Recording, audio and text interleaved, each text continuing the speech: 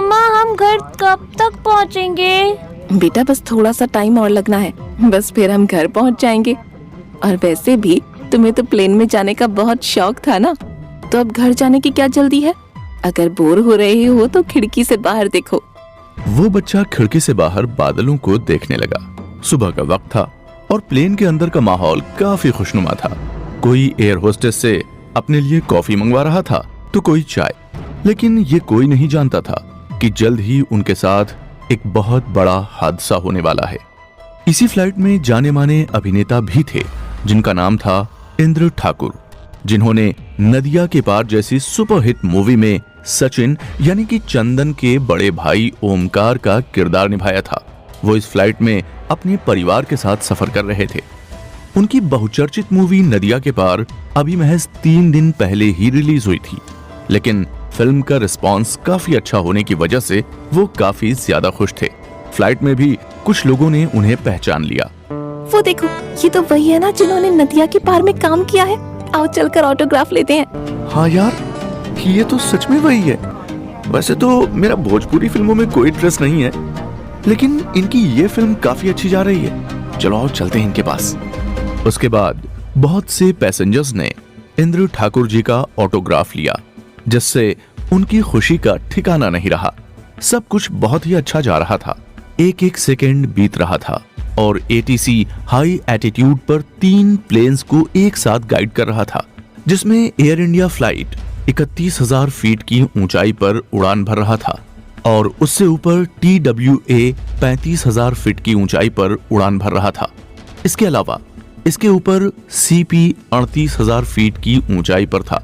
लेकिन इन तीनों प्लेन के एक ही डायरेक्शन में होने की वजह से एटीसी की टीम बार बार कंफ्यूज हो रही थी। एटीसी मेंबर सीरियस होकर, तीनों प्लेन एक ही डायरेक्शन में है, इसीलिए काफी कंफ्यूजन हो रही है। लेकिन इसमें घबराने की कोई बात नहीं है, क्योंकि अगर 2 प्लेन एक ही डायरेक्शन में चलते हैं और वो भी एक ही समय में, तो उनमें 1000 फीट का डिस्टेंस होना जरूरी है, और इन तीनों प्लेन में तो इससे कहीं ज्यादा है।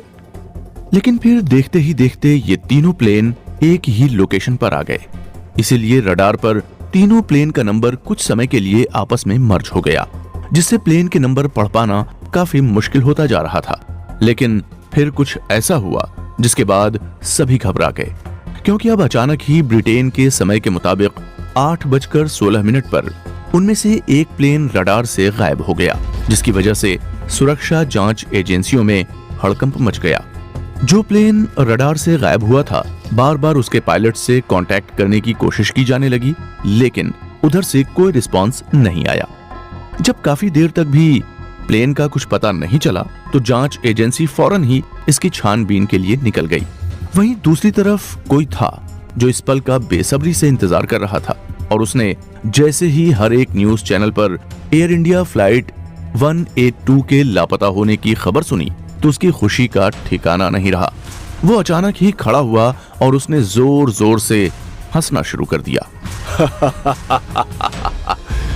कोई नहीं जानता कि एयर इंडिया फ्लाइट 182 के साथ क्या हुआ है सिवाय मेरे। आखिरकार मैंने अपनी कौम का बदला ले ही लिया। कौन था ये शख्स और किस बदले की बात कर रहा था? क्या हुआ था एयर इंडिया फ्लाइट 182 के साथ? इन सभी सवालों के जवाब हम जानेंगे इसके अगले भाग में।